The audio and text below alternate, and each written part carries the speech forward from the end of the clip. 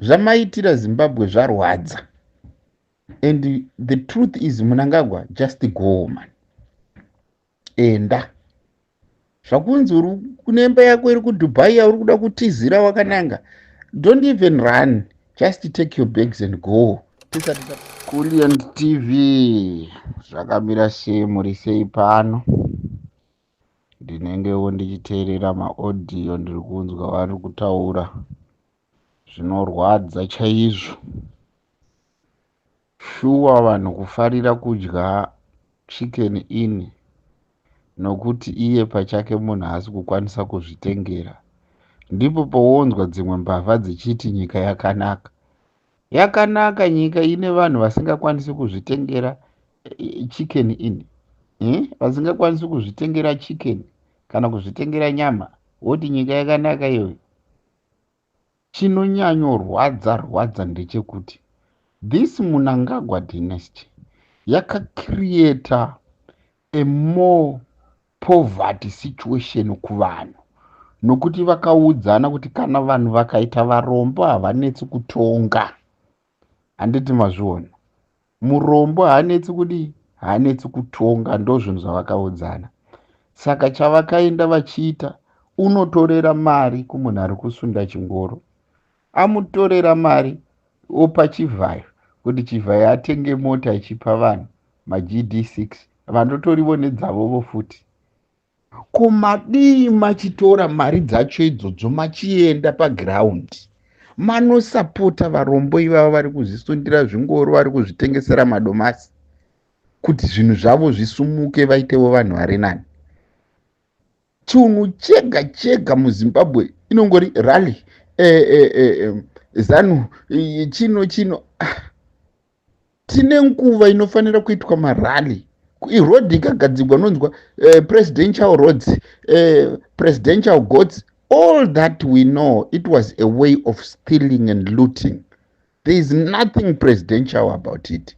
Kana chichinzi presidential akanga aburitse mari iye muhomwe make Mnangagwa, titi hai mari yakabva muhomwe maMnangagwa, kwete kuti mari yenyika yonzi presidential.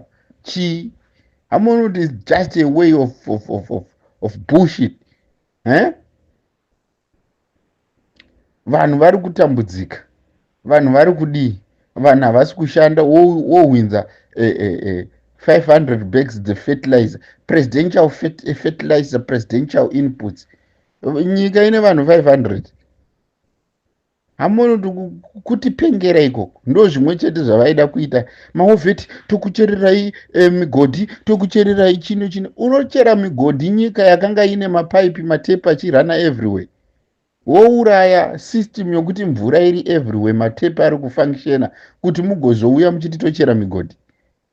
Unoziva these people of ZANU-PF, they must think deep, man, and face the reality. And wazvona, no propaganda, no talking bullshit. They must face the reality. They have messed enough.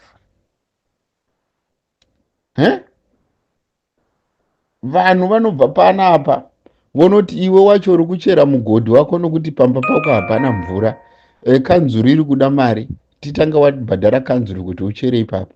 But the constitution, it is the right for a human being to fresh water.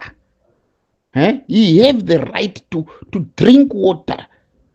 But where is the water? Unonzi ibhadhare kukanzuru. Ndochi ichocho.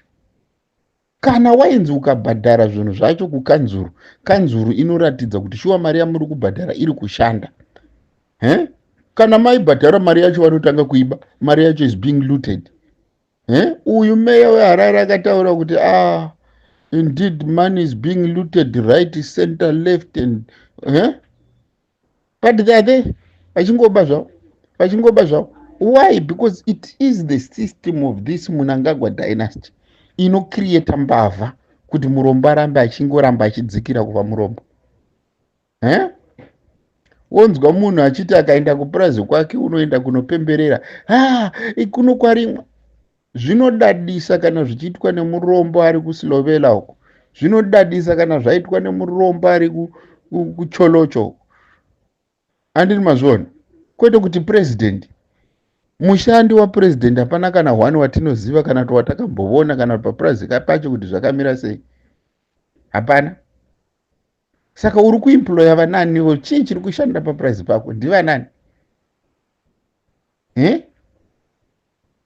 Vakomana, zvamaitira Zimbabwe zvarwadza.